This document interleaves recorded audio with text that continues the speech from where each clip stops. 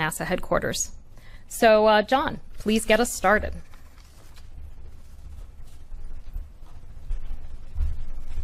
Well, thank you very much, Ellen, and welcome everyone to our session on the search for life in the universe. We are entering a new realm in our search to answer the question, are we alone? And today we're here to tell you a bit of a grand story.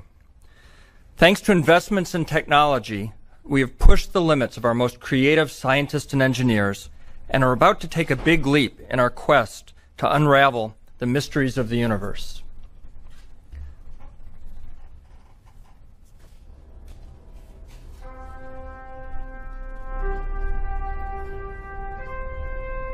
That next big step is the James Webb Space Telescope.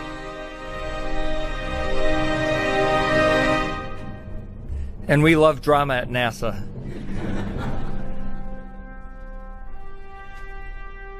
Coming in 2018, October 2018 in fact, the James Webb Space Telescope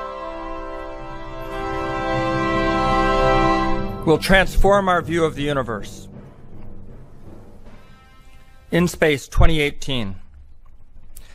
Now, 400 years ago, our mission is to innovate, explore, discover, and inspire. And I hope today that's really our main purpose, is to inspire all of you to be along our path to try and unravel these mysteries and perhaps to find out the answer to the question, are we alone? And that's really the key. We've made enormous technical advances, and you're going to hear from our speakers that we are on the cusp, perhaps the next generation, to be able to answer that question, are we alone, from a scientific progression. Galileo started it all 400 years ago when he turned the telescope not from the Italian reconnaissance organization, but to look at the skies, and in fact invented telescopic astronomy. And from there emerged a great scientific renaissance.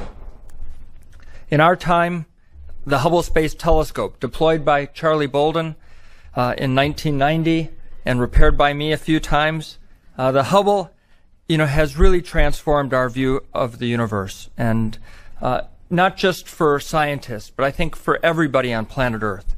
It's opened frontiers in virtually all areas of not only astronomy, but many areas of fundamental physics.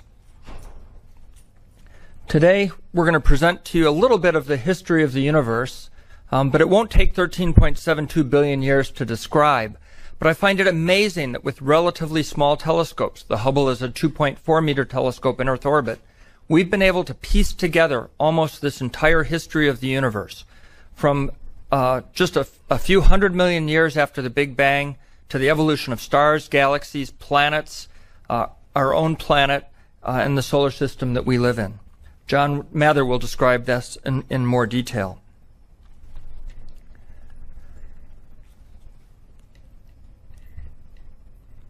Finding Earth's twin, that's kind of the holy grail. That doesn't mean the only place that we might find out whether there's life elsewhere besides planet Earth.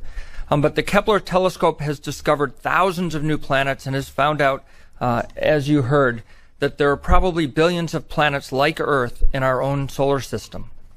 This is a picture of a system that Kepler discovered, Kepler 62, and in that system are several planets that could live in a so-called habitable zone where liquid water would exist, trying to look for life that's familiar to us. And Sarah Seeger will describe that in some more detail. What are we looking for? This is science. We're not looking for what Charlie and I might have been looking for on orbit, which were aliens coming to visit us. We're looking for signs of life on a planet around a nearby star. And what those signs might look like. Well, if we were looking at Earth, we would see signs of our sky, our blue sky. We would see signs of oxygen, of carbon dioxide, of sulfur dioxide from volcanoes. And we might even see signatures that there was plant life. And we see that by dissecting the light into its component colors. And Sarah will describe that in some more detail. Spectroscopy.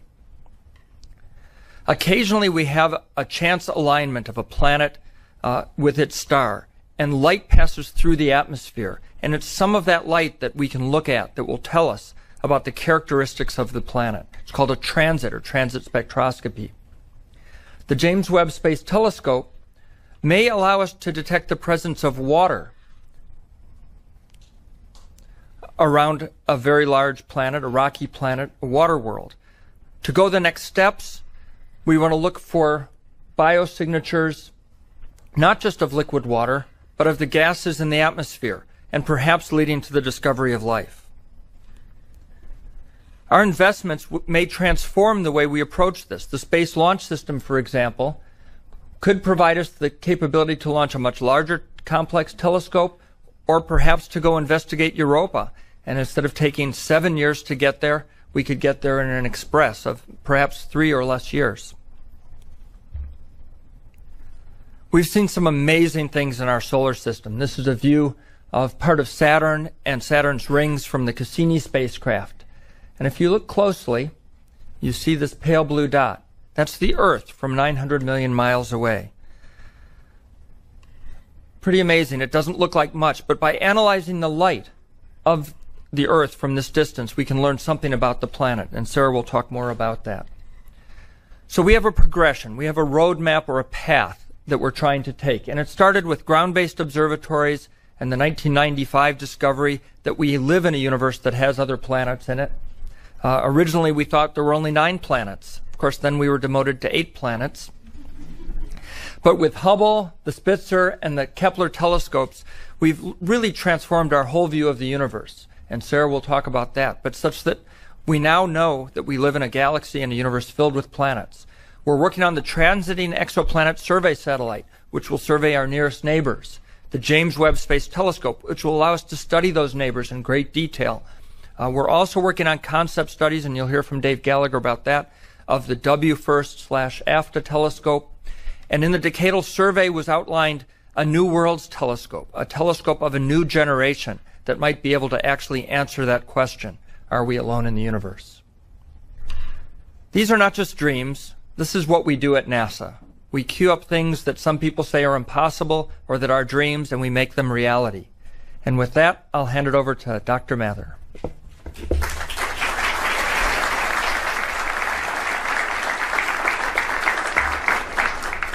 Well, thank you. Is this working? I want to tell you about how we're doing on the James Webb Telescope itself, and to show you how it fits into the grand scheme of getting ready to discover life around other planets, if it's actually out there. So I've been a telescope builder all my life because when I asked my dad when I was about 6 years old, how did we get here? Nobody knew. So how do you find out? You build telescopes. So I want to show you how we're doing it. So with our first chart here, I have an illustration from Edwin Hubble. That's him sitting with the big telescope, the Mount Wilson, out in California. It's a 100-inch telescope, basically the same size as the Hubble telescope that we now have in space. It took us more or less a century to catch up with being able to put stuff in space. He was able with that telescope to make that little picture that we saw on the lower right, which is a picture of the galaxies, how far away they are and how fast they're going. So he was the first one to really know that this picture was correct, though a few other people had predicted it. But this was the discovery of the expanding universe. If somebody talks about the Big Bang Theory and they think it's kind of silly, well, we were forced into this. We saw it happen in 1929, and people were stunned. This was front page news around the world, and we've been living with it and trying to understand it ever since. It's a very strange and amazing story, but it seems to be true. So we haven't got a better story. So now we are continuing the trend about building better and bigger telescopes and trying to figure out what else is out there. So here we have a, let's see if this is going to come out, a picture taken with the Hubble Space Telescope as the background, and here is the capsule history in the graphic. So, by the way, on this chart are 2 discoveries that earned Nobel Prizes. One is the little map that's on the left-hand side. You see that little green and blue speckly pattern? That was what was discovered by the Cosmic Background Explorer satellite and led to that prize of 2006 for our team. There's another one on here, which is 9 billion years later, where it says dark energy and accelerated expansion. That was discovered based on the Hubble Space Telescope as well. We now know there's something called dark energy, which means we don't know what it is, which is causing, quote, the universe to expand at an accelerating rate. So there's still plenty of mysteries on this chart. We have an idea about how this whole thing works. We have recognized evidence for dark matter in the universe, much more abundant than ordinary matter. and this story is pretty spectacular. Not to say proven completely, but it matches astonishingly well with the observations that we have. So we claim from the story that we're telling here and the formulae that go with it that we know the details of the universe within a few percent accuracy, which is really a truly stunning accomplishment for modern science, and it is entirely based on space astronomy that we have initiated here at NASA. So among the things to point out here are that the first stars probably formed about 400 million years after the expansion began. I would also like to point out that the Big Bang that we describe as a Big Bang is not like a firecracker going off in the corner, but is actually an infinite universe expanding into itself, probably without a beginning, although we talk about the beginning, and probably without an end.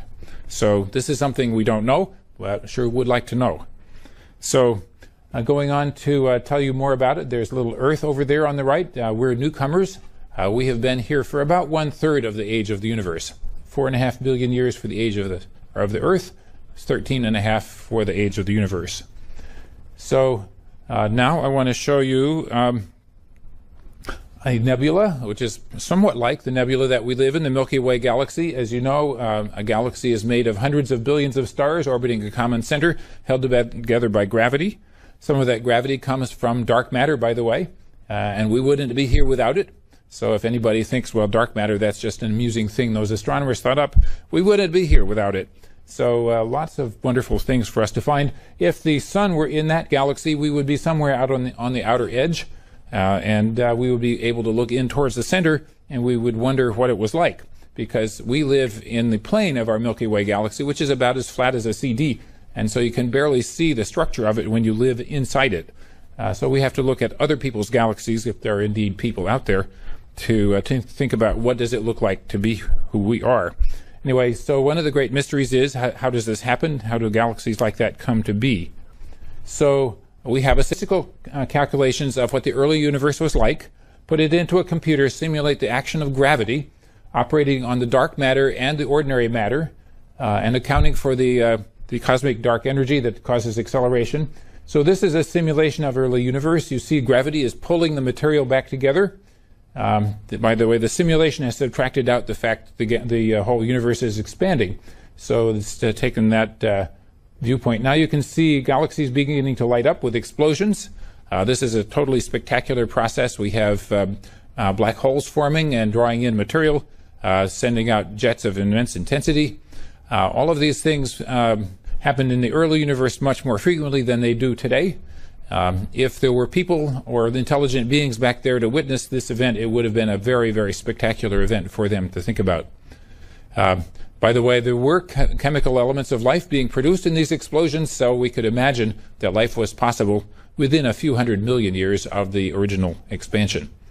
So here we're running along to the universe is almost 9 billion years old in this simulation, and it begins to settle down, and that's an interesting time because that's about when the solar system was formed also.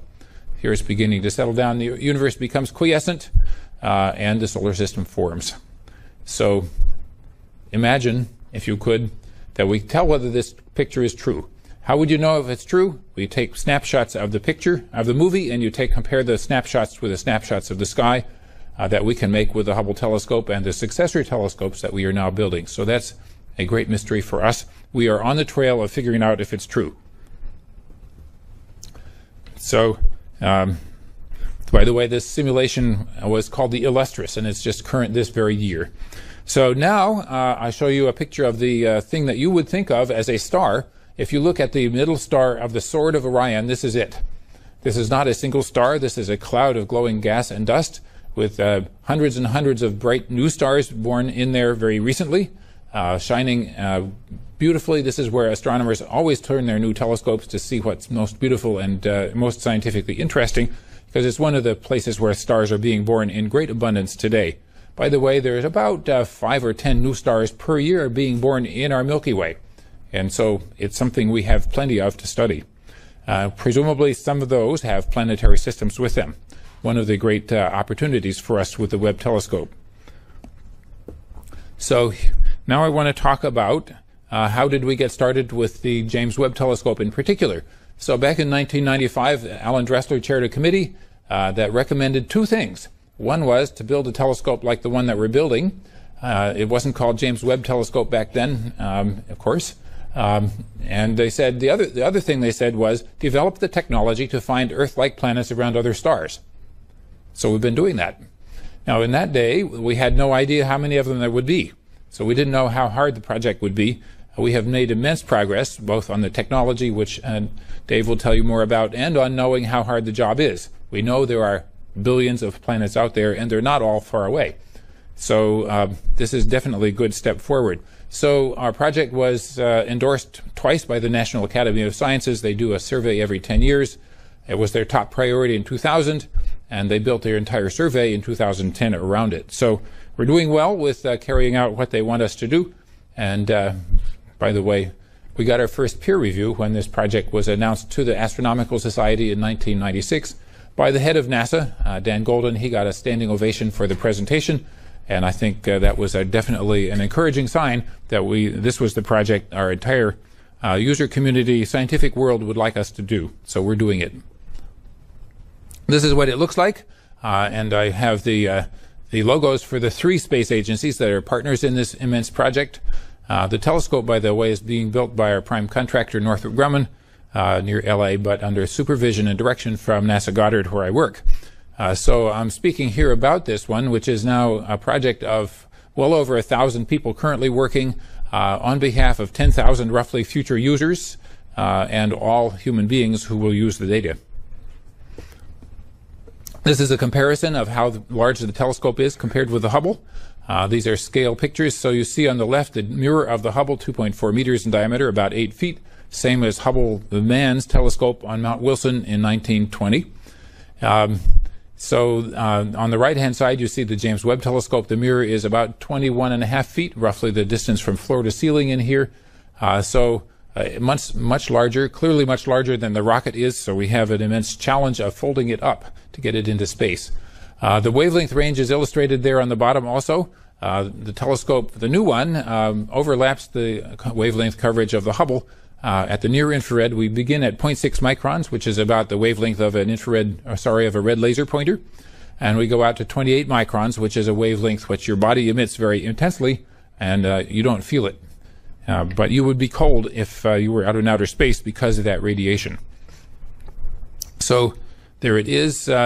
This is a sign of technical progress on the design. We require 18 hexagonal mirrors. Each is made of beryllium coated with gold. Each of them is light enough that you could lift it yourself individually, but they are so precise that they're basically perfect. So the sketch on the right-hand side shows you that if we were to expand the mirror to the size of the continental United States, the mirror would be accurate within 3 inches. So this is completely amazing technology we have now mastered and we're using. The mirrors are finished, by the way. They're all in their storage cans up at Goddard Space Flight Center. So we've got a little graphic illustrating how many there are. All 18 are done. We've measured their shapes when they're cold in the giant vacuum tank at Marshall Space Flight Center. So we're really thrilled with the mirror technology progress. This is something where my friends and colleagues laughed at me and said, "You'll never be able to do that." But we have done it. It was hard. So you have here a movie showing what the sun shield is like. The sun shield is as big as a tennis court. Imagine Roger Federer running back and forth over half of it. We have to unfold this thing from a folded condition in outer space, and so of course we've been rehearsing. So what you just saw was rehearsals with a full-scale practice layer. So it works, of course. So, okay, machine. Next, please. There we go. So what we have here is the instrument module has been just installed in the cryogenic vacuum tank at Goddard Space Flight Center. It's lowered down from a crane and it being attached with the cables to the fixtures in the instrument chamber. This is a place where we simulate the outer space environment. The light coming from the telescope is simulated, so we will be able to tell whether this instrument package will be focused and working properly when we get to outer space. Here's another view of the same process. The dome has been lifted off the test chamber. You can see the crane lifting the instrument package down in. So we're very thrilled with this. The instruments are doing very well in their test as of this week. No surprise there. This is the next place we take the telescope to. This is the Chamber A at Johnson Space Flight Center. If you were an Apollo astronaut, you went here to practice because this was big enough for this. On the left-hand side, you see the Apollo capsule in there. Astronauts had to practice getting out of the spacecraft on land and getting off onto the surface of the moon in a vacuum. So they practiced, and it worked, of course. Now, 50 years later, we need the same chamber for another purpose. We have fitted it with cold shroud inside so it can get down to the temperature that we need for the testing of the telescope, and it turns out to be just the right size for what we needed for the Webb. So we're really thrilled that we have the equipment and we're doing the right thing. So in a little while, namely October 2018, 4¼ years from today, we will push the button and the telescope will go up on its rocket, which is, by the way, a contribution of the European Space Agency. So we'll go up and be unfolded in outer space, and this is the deployment video. It has been all carefully figured out exactly when and where we do everything. So, of course, the first thing to happen is you unfold the solar panel, need solar juice to keep the batteries from running down. Then we will unfold the telemetry dish, stay in touch with the Earth. This happens about by the time we get to the moon or past the distance of the moon. Then the last things that come out are the solar shields. Here they come.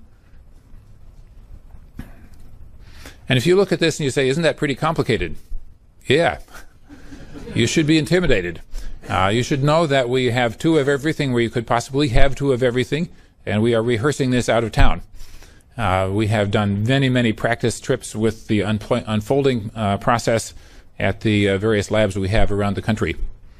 Both cold and warm for the parts that can be tested cold.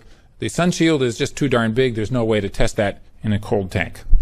And certainly we cannot test it in 0 gravity, so we have to think a lot. At any rate, this is complex. But it's been very thoroughly rehearsed, and we're pretty sure it will work. That's our job, to make sure. So the final steps are to pull on various cables that stretch out the sun shield and separate the 5 layers. So there it is, almost in the final shape. And finally, the mirrors themselves finally unfold. So this is what it takes to get a big telescope into a not big enough rocket.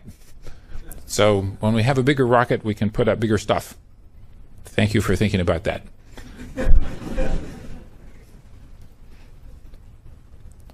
And of course, you can also imagine when we have astronaut capabilities in deep space, we'll be able to make sure the telescope keeps on working longer. Anyway, there it is. It's finally in the right shape. It's not focused at that point. It takes another couple of months to cool down and be focused. Anyway, this is our 2 months of terror, perhaps, but we have to make sure it works, so we do that. So just to wrap up, to show you an illustration of some of the things we're expecting to see and to tantalize you with what we'll be able to ask questions about. This is looking back towards the earliest moments in the universe. This is an expansion of the Hubble telescope picture. Imagine that the real one is much sharper, like this, with many more galaxies in it. So this tells you that there's an awful lot more to know than what we can see today. Looking back towards the earliest moments of the universe. Also, going on to things that are close to home, where stars are being born today. This is a dust cloud with a star being born inside, as seen by the Hubble, using first the visible camera and then the infrared camera on Hubble. So there's a little star in there making planets, probably. We'd like to know. So we will definitely be pointing the Webb telescope over there to see about planets and learn how systems like the solar system may be formed. It's not the only thing we'll be doing, but I think this is time for me to hand over to our next speaker so she can tell you how we will be using these telescopes to search for the origin of life. There we go. Quarter at that aesthetic piece of equipment, which I'll be talking about a little later.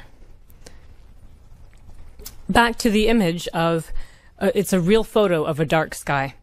And every star, just to remind everybody here that every star in the sky is a sun, and if our sun has planets, we naturally expect those other stars to have planets also, and they do. In fact, if you're so lucky to go out to a dark sky and ask and wonder how many of those stars that you see have planets, it turns out that it's basically every single one. Astronomers have found, statistically speaking, that every star in our Milky Way galaxy should have at least one planet. That might not be surprising if you think logically, but what is surprising is that all of these planets, they're so very different from our solar system. Our own Earth is actually extremely hard to find. And so in the short term, we have mostly found planets that are unusually not like our solar system. For example, planets Jupiter size or Jupiter mass where Mercury should be. Hot super Earths that are so close to their star that their surfaces are likely hot enough to melt rock.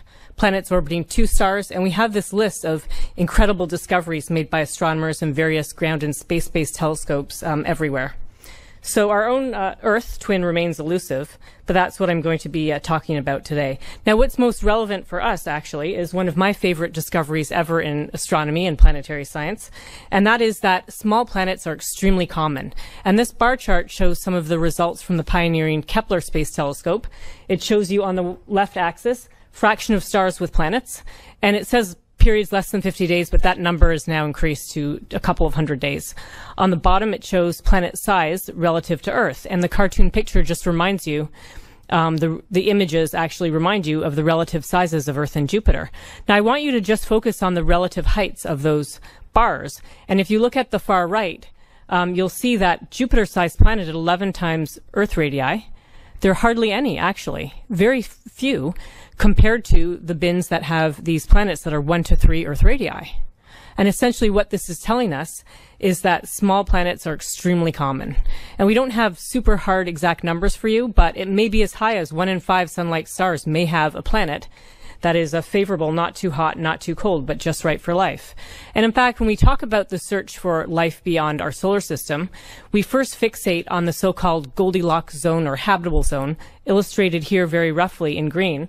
This schematic shows you reminds you of part of our solar system: Mercury, Venus, Earth, Mars, and Jupiter, and the other planets aren't shown.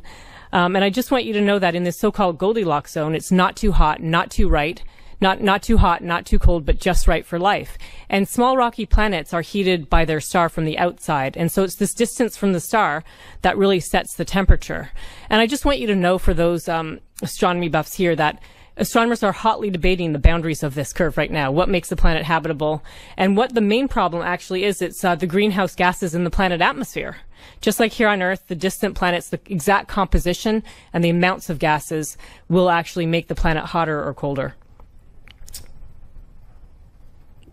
So what we're going to do to search for planets is we want to be that may have life on them. We want to be able to look at the atmosphere to assess the greenhouse gases and assess the surface temperature, and even to look for biosignature gases, which are gases created by life that fill the atmosphere that we could detect remotely by space telescopes. And we have two-pronged approach. This decade, we'll be searching for super Earths transiting small stars. And to start with, in 2017, NASA will launch the Transiting Exoplanet Survey Satellite, TESS. This is an MIT-led mission that consists of, you can see in the image, the illustration, 4 very specialized telephoto lenses that are really not all that huge. They have big baffles, and they will have about 24 by 24 square degree field of view for each lens. And TESS will do an all-sky survey and look at hundreds of thousands of stars for thousands of planets. The prime return will be small rocky planets transiting small stars. Those are what are our easiest ones to find so far, and among these will be the closest 1,000 small stars that will be a source list for the James Webb Telescope to look at in more detail. And what the James Webb Telescope will do, it will find what now is actually a standard approach to studying exoplanet atmospheres. And you can see in the cartoon image on the left a planet transiting the star. If a planet is very specially aligned, it will go in front of its star as seen from the telescope. And you see a small drop in brightness of the star. We don't see any stars other than our sun spatially resolved in that detail. And the cartoon on the right is illustrating what happens when the planet is in front of the star. Some of the starlight shines through the atmosphere.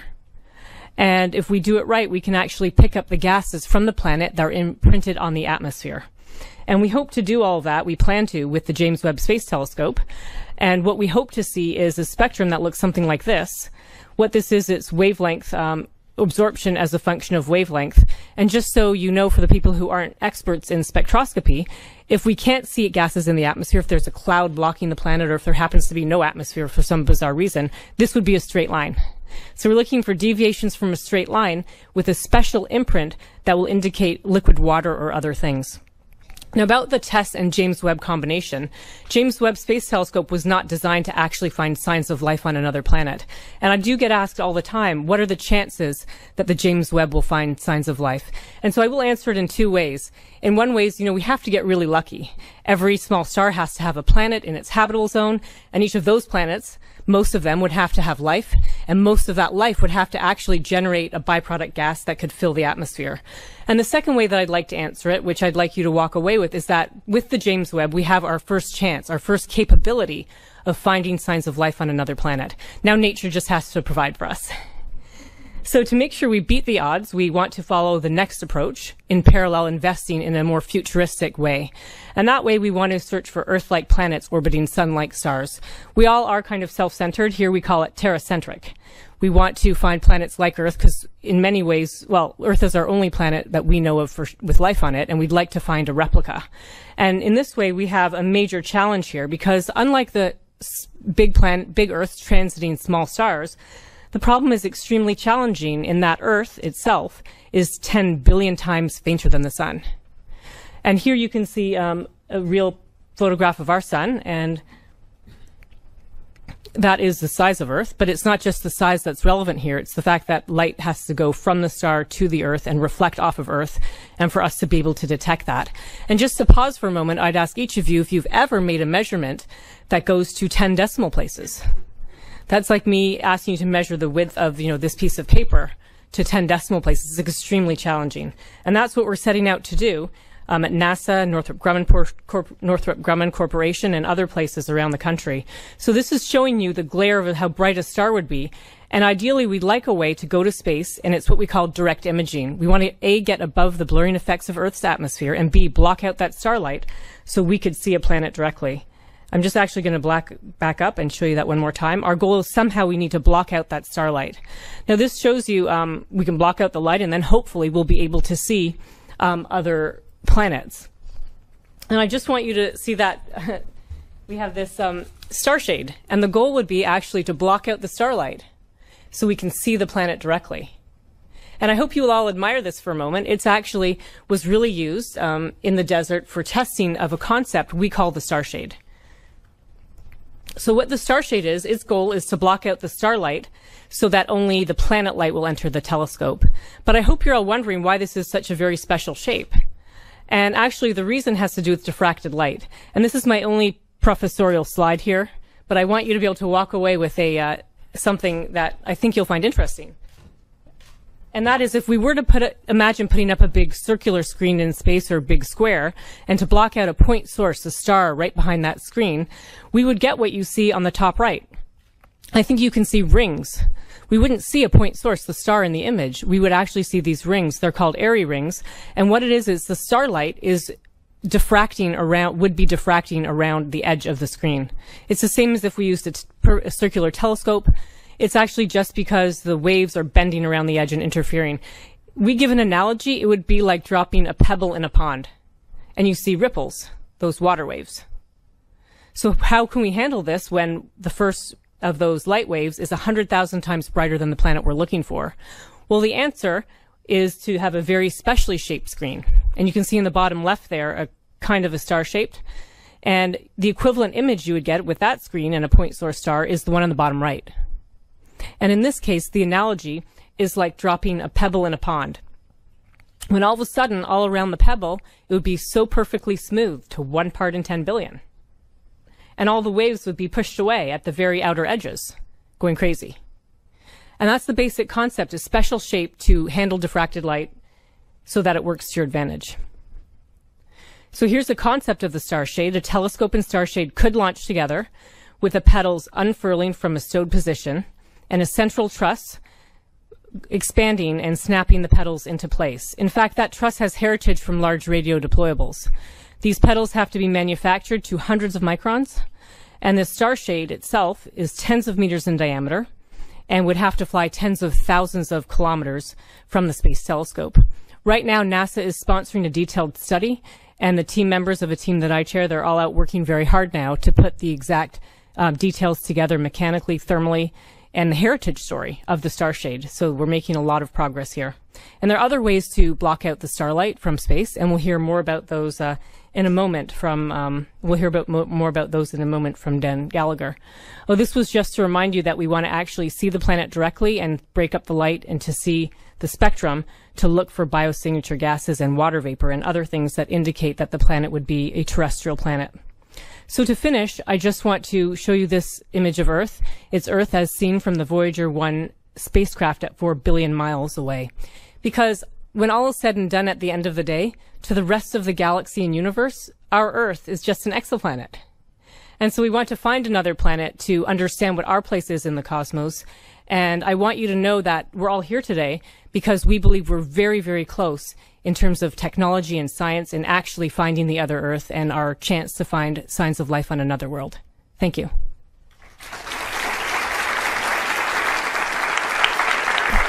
I'm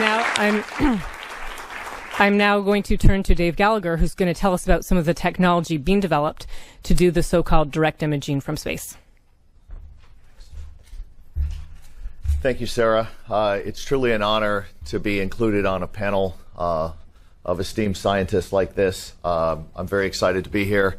It's a little bit intimidating. I thought of a few jokes to make about that, but I'll limit myself. I have not been to space. I have not got my Nobel Prize in my rental car, but I'm working on it. So what you heard about here was a lot of the why and some of the what, and what could be better than searching for life in the universe? I'm going to talk a little bit about the how. The two messages I'd like to have you walk out of here with, at least on the technology side, are that, number one, this is really challenging, and number two, we have made a big investment between NASA and the DoD and others, and have actually made a huge amount of technical progress. It's very exciting, and so while a lot of these things will look very hard, we've done a lot of work to get ourselves down the road to making that happen. So the first challenge, Earth is 10 billion times fainter than its parent star, our sun, as you just heard. There's a whole bunch of analogies for that, a firefly by a searchlight, but it's a really hard thing to do. And I'm going to talk first about that challenge. There's really two ways to approach it. One is external. That's what Sarah's been talking about, the sunshade. Let me say a little bit about the team. This has been going on for a while. Some of the previous and current team members are Jeremy Kasdan from Princeton, Webb Cash from the University of Colorado, Northrop Grumman, and JPL. In the top right image there, you can see a video of a pedal deployment. This was done last year very successfully. The tolerances on this are extremely tight. We're doing it. At the bottom image, you can see the inner hub with 4 of the pedals extended there. We have 9 summer students this summer at JPL who are working on actually building the deployable inner hub. That work is going extremely well, and all indications are we can meet the tolerances required. We've measured them. They're repeatable. So this is well within our capability. On this chart, rather than in the lab, this is some testing that was done out in the desert by Northrop Grumman. What's really impressive about this is this was a relatively crude test done in the desert at night with temperature variations and wind and stuff floating around in the air and rattlesnakes and whatever. And we've actually been able to demonstrate contrast ratios extremely close to what we need with the star shades. This is a small scale star shade separated by about 2 kilometers, and it really works. So, the first slide was showing you how this works in the lab, that we're measuring and demonstrating that, and this is proof that again exceeded our expectations given the test conditions. So that's the external way. So now from the large to the very small, there is another way to block out the parent light, and that's using an internal occulter, also known as a coronagraph.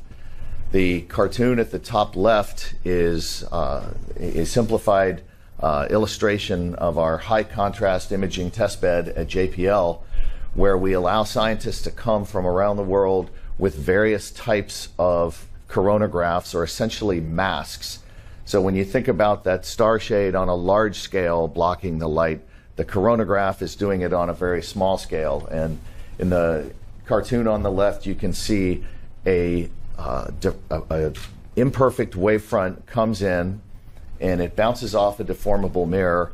There's a control loop after the beam splitter there that has that deformable mirror correct the image, and then the coronagraph mask blocks the light from the parent star. And in the middle image, you can see actual lab demonstration of a dark shadow, which is 10 billion times fainter than the central source. I won't explain in our limited time here why it's only on half the image, but that was intended as part of the lab setup. And then on the right-hand side, you can see the effect of the deformable mirror. So again, this is technology funded by NASA, going extremely well and proving that these things are possible. So we're studying a 2.4 meter mission called W1st AFTA. If I had more time, I would expand the acronym. That would take about 5 minutes. This program was made possible by the generous donation of a 2.4 meter that sounds like a PBS spot, by the donation by the NRO, National Reconnaissance Office, of a 2.4 meter telescope. It's really enabled this mission, and it's under study now in astrophysics. It's going extremely well, and if you look at the three images, the first one is a no mask image, the second one is with a mask, and then the bottom right shows you a simulation with a planet of the mask and deformable mirror. So this will be our first chance to fly a coronagraph in space and demonstrate this. Okay, I talked about two challenges. The second challenge is that Earth is intrinsically very faint. I won't dwell on this. I think my co-panelists got this point across. That's a Hubble image with a planet that you can see extracted by a very crude early instantiation of a coronagraph. And then what we would need to find these Earth twins, or to find an Earth-like planet, as we've been talking about, is something that's 1,000,000 times fainter than that. And when it comes to finding faint things, it's a very simple algorithm. You need bigger telescopes, you need more collecting area. James Webb is leading the way in increasing the collecting area. As you've seen, it's our biggest telescope yet, and mirrors are built. Everything appears to be working perfectly, and we're well on our way to success in 2018. The search for life is going to require even larger, lighter space telescopes. So you can see the evolution from Hubble to James Webb to an artist's conception there of a 16-meter space telescope. In green is the ratio of the launch mass to the collecting area of the telescopes. So the message is, you got to get bigger, and to do that, you got to get lighter. One of the ways we do that is with very lightweight replicated optics. Sitting over there in the case is what's called an advanced hybrid mirror.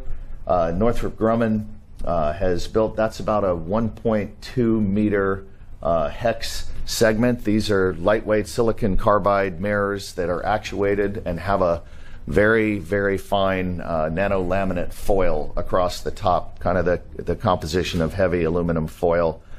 These have been built, proved out, the technology matured up to a very high level, and essentially ready to go. At last, expanded there for you is just to show you a couple of concepts for larger space telescopes. There's a 9.2 meter and a 16.8 meter version. Those are being studied. There's a lot of promise in both of them. You can see a lot of large deployments required, but we'll have a lot of confidence because of the work done on James Webb, as well as the technology work being done now. And then finally, there are some really far out concepts. Ball and DARPA are working on essentially a 20-meter membrane telescope that looks very promising, and it's essentially got an etched diffraction pattern on the membrane, and that's been demonstrated at subscale versions in the lab. Thank you very much. I'd like to turn it over now to Matt Mountain.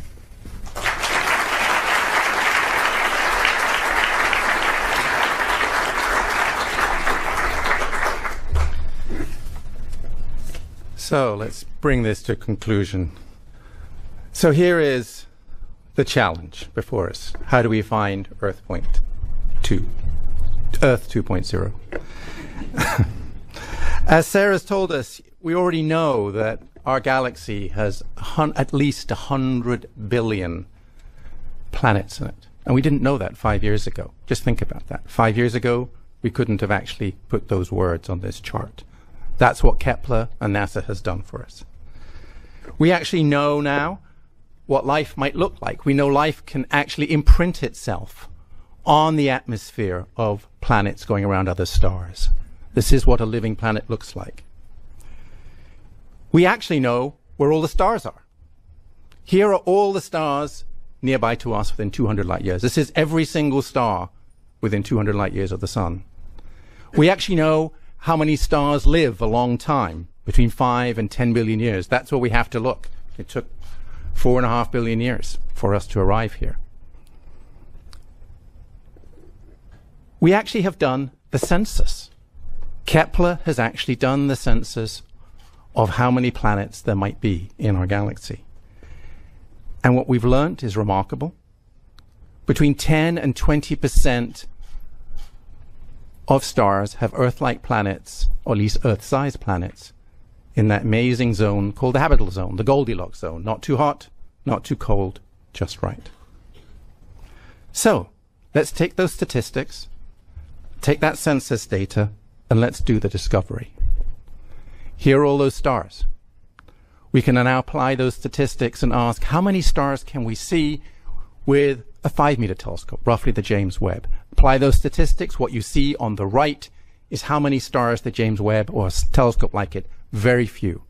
How lucky, as Sarah said, do we feel?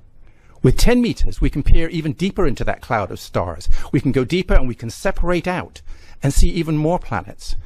And with a 20-meter telescope, we can see hundreds of Earth-like planets around other stars.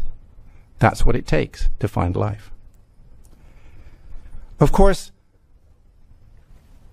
this is a hard problem, but NASA has been very good at doing these hard problems. NASA's ability to launch great telescopes like the Hubble and soon the James Webb. Is it going to do anything? Here we go.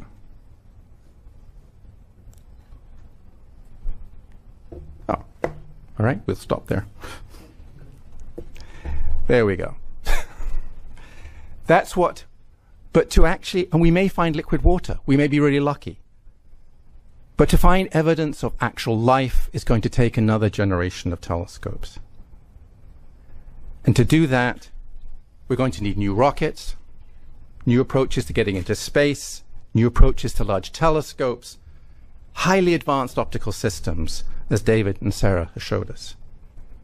But between us, between science, NASA's technology, and today's space enterprise, it's within our grasp for the first time in human history to make a discovery that will change the world. Or to plagiarize Steve Jobs, a discovery that will put a serious dent in the universe. Now, if we can get a telescope into space of the sufficient size and get it launched, imagine the moment that the news breaks we've discovered Earth 2.0. Imagine the moment the middle school kid who looks up from procrastinating about his math homework, my son, or her math homework, but realizes that he or she could be the person who could design the rocket engine that could take a starship to Earth 2.0. Imagine the moment a biology teacher, struggling to engage a high school class, realizes that tomorrow she could tell an amazing story. For the first time in human history, we have reached the point when we can look out to the stars and realize the miracle of life has occurred elsewhere on a planet going around another star. Imagine the moment the whole world wakes up to the news our long loneliness in time and space may have ended. We may no longer be alone in the universe. Now, each of us, every day, have much more immediate concerns. There are so many problems here on Earth we need to deal with today. How will I get my project finished? How will I get that next contract? How will I pay college for my kids in this economy? Do we even have the space infrastructure for our own national security or economic security, let alone looking for life elsewhere? I have deadlines to meet. Do I really have time to think out of the box? Could we use those technologies those crazy scientists want for other things? How do we do audacious things in space again that inspired the generation of people sitting before you? And what is our legacy actually going to be? And while you reflect on what we've all said here today, we wanted to finish on some words from Carl Sagan. What new wonders undreamt of in our time will we have wrought in another generation and another? How far will our nomadic species have wandered by the end of the next century and the next millennium? Our remote descendants, safely arrayed on many worlds through the solar system and beyond, will be unified by their common heritage, by their regard for their home planet, and by the knowledge that whatever other life may be, the only humans in all the universe come from Earth. They will gaze up and strain to find the blue dot in their skies. They will marvel at how vulnerable the repository of all our potential once was, how perilous our infancy, how humble our beginnings, how many rivers we had to cross before we found our way. So imagine the world. We've gone from Galileo, Hubble, Spitzer, Kepler, enabled by NASA and their partners. What's it going to take to cross that next river? It's going to take a partnership that's led to the James Webb Space Telescope, a partnership that may be able to lead to other telescopes. Putting together the partnership that can find Earth 2.0 is a challenge worthy of a great generation. Thank you for listening to us. And Ellen, over to you.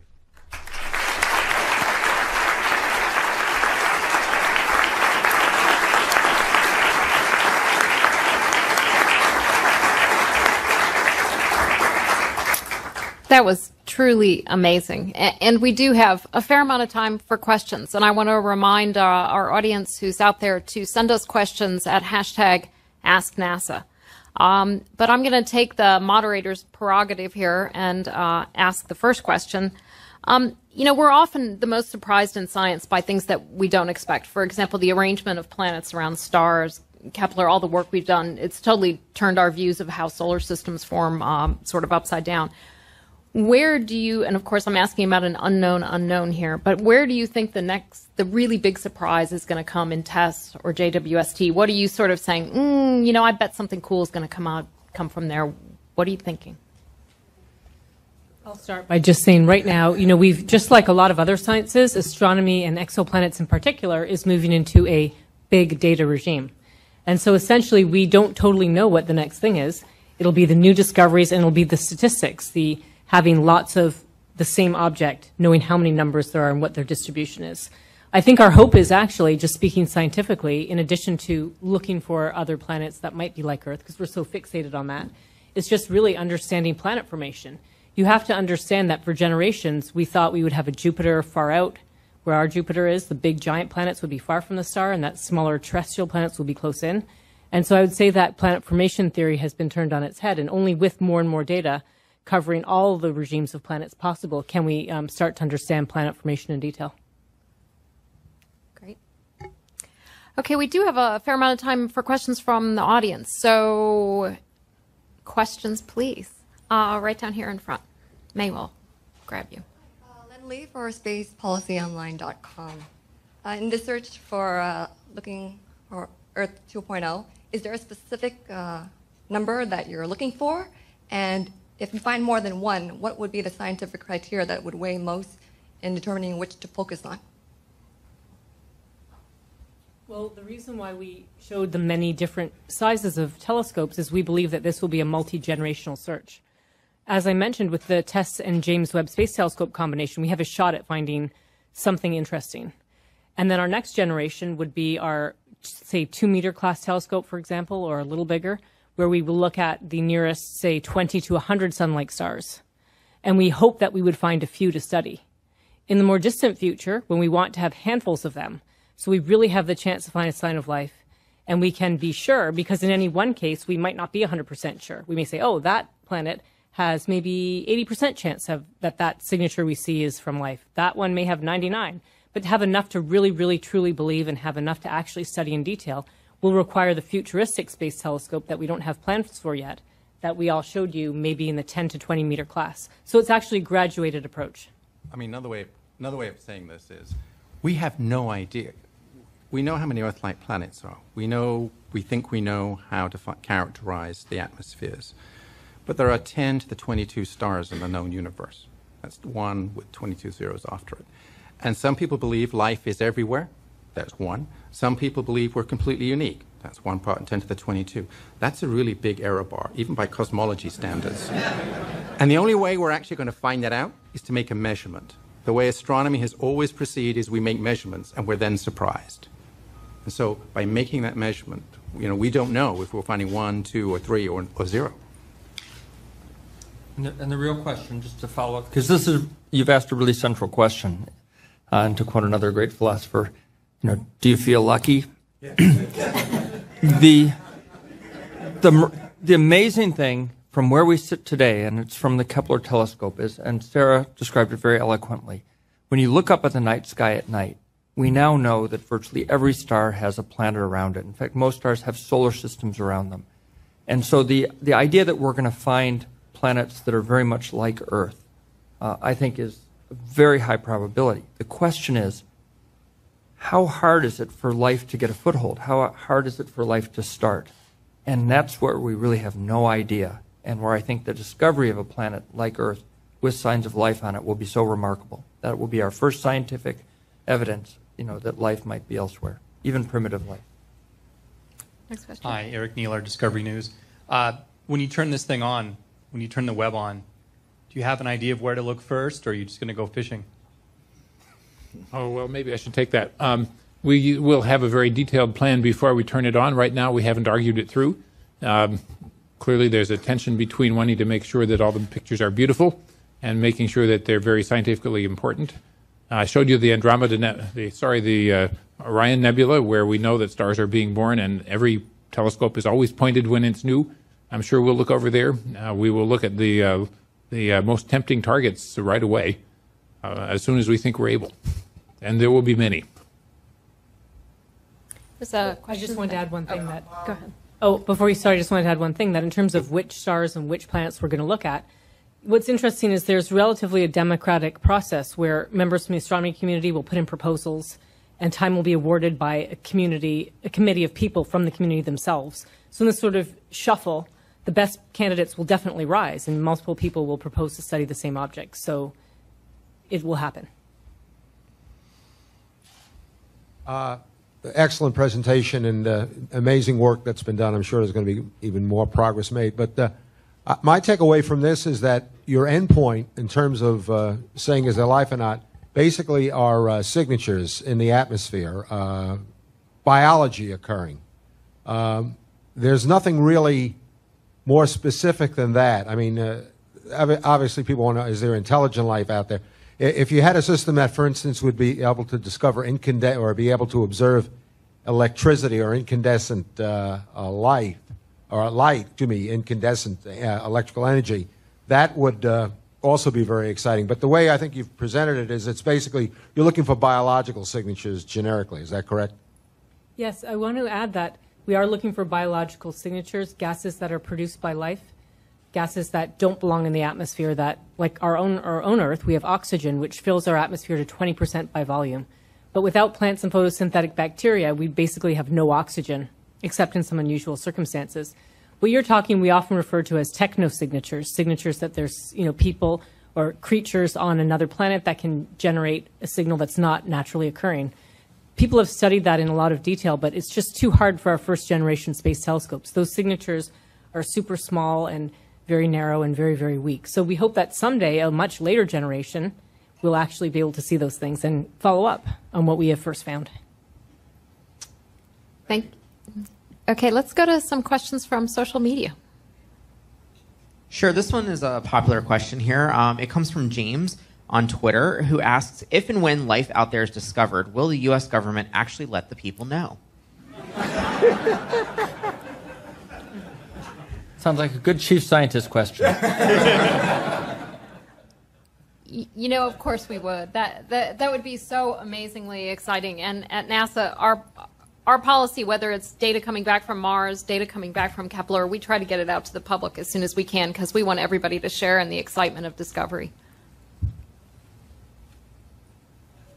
Okay, our next question here comes from, Brian on Twitter, who's asking, are you looking for intelligent life or living single organism bacteria? Well, in fact, we believe that we don't know what will be generating that byproduct gas. It might be some kind of sophisticated life. It may just be single-celled bacteria. And by the way, thanks for asking that question because we forgot to specify here. We're looking for whatever's out there that's generating gases that don't belong in the atmosphere. There's a separate approach that we didn't talk about today, SETI, Search for Extraterrestrial Intelligence, and I think you can believe that if we find any signs of life via these biological gases, other people with other techniques will be following up in any way.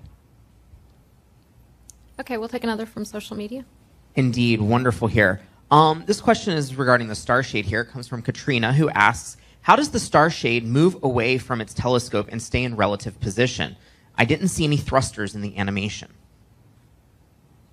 Yeah, it's essentially, think of it as a separate spacecraft. While it could be launched together, it has to formation fly. It's not as challenging as you might think, but it's going to be out thousands, tens of thousands, potentially 100,000 kilometers away, but it has to maintain a relatively straightforward stability that's well within the state-of-the-art right now for its guidance, navigation, and control.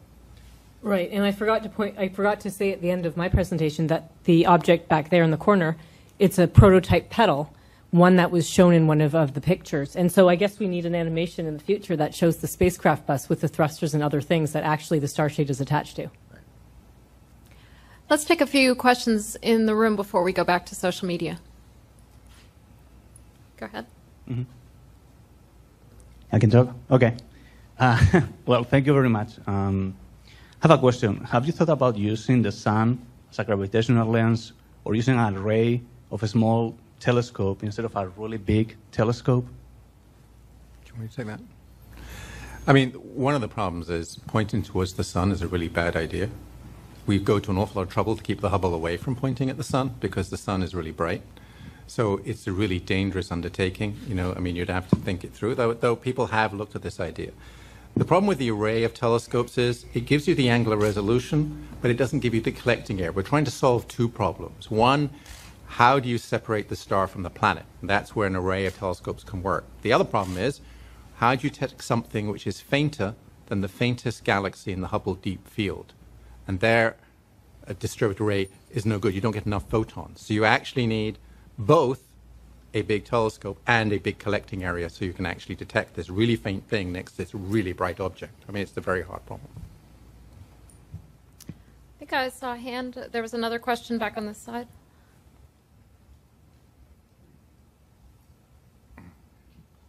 My question is, what words of inspiration can you offer future generations that are going to lead the journey to find Earth 2.0? Well, I think the first thing is if you look at us up here on the podium, this is not going to be our telescope. We're the age of the Hubble Space Telescope. You haven't known a world without the Hubble Space Telescope. The next generation, which is going to be very exciting, and a telescope you may use someday, and I know Sarah will use, is the James Webb Space Telescope, and that gets us very close. And who knows? Maybe we're very lucky. But that next generation telescope involves technology. It involves, a lot of hard work, and the things that we've talked about And that's something that you can be a part of. In fact, maybe the critical inventor for the optics or the technology, the electronics, or the wavefront sensing and control that will enable such a rocket. Or how are we going to package a 20-meter telescope into a smaller rocket? Perhaps even the astronaut who will assemble it in space. Another way of saying that is if you want to work on something really hard, really complicated, that will change the world, this is the project. Before we go to the next question, we have a question up here, but before that, I just want to remind people to be following us at #AskNASA and get your questions onto there. Now, go ahead. Yeah, all these great telescopes have international collaborators. What's going on elsewhere, overseas, great telescopes that don't have NASA as the lead partner? Or do they all involve everybody since they are so expensive? Well, really, the observatories that we've built, the great observatories, Compton, Hubble, Chandra, Spitzer, have been international collaborations. And the James Webb Space Telescope, with our partners with the European Space Agency and the Canadian Space Agency, are wonderful examples where the world has come together. And the U.S. is the leader in large space telescopes and space astronomy, something we're very proud of. But we're even more proud that we've always done it in partnership. And I think that is the wave of the future. Before we go to the next question, I'm gonna insert kind of maybe a sticky question that Sarah brought up a little bit earlier. When we look for life in our own solar system, we're really focusing on Mars because Mars maybe at one point was in that habitable zone. We think Mars is the most likely place where life could have developed here in our own solar system.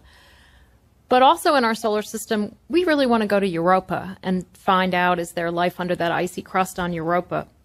We look at places like Enceladus, like Titan, not really in a conventional habitable zone. And Sarah, you mentioned the fact that habitable zones are a little bit hard to get your head around.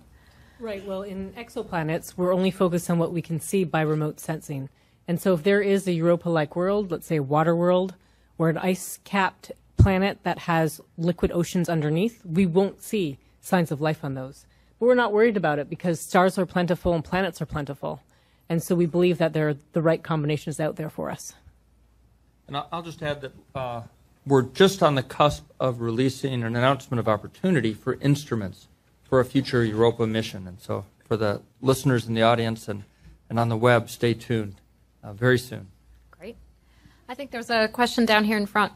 Yeah, I was just curious, all the excitement of people now looking for life elsewhere, was there a point in the scientific community, was there a discovery that sort of turned people's scientists' minds to saying, I really do think there's more out there, we're not alone? Or did different scientists come to it through different discoveries? Or was there one, sort of tipping point? Well, I'd like to say there was one tipping point. If I may, we talked a bit about transiting planets, when planets go in front of the stars seen from the telescope. Well, a number of planets had been discovered, maybe 30 or 40, by a different technique called the wobble method. It's not so relevant. And we started to understand as a community that planets could be quite plentiful and in all sorts of crazy orbits. But there were many people, because in science we're supposed to give each other a hard time. It's our job to, when there's a discovery, push back and make sure it's real. And there's a large part of the community, probably most of them, who believe that the planets weren't planets, it was some effect of the star. And so I believe a defining moment was when two independent planet-binding techniques saw the same planet.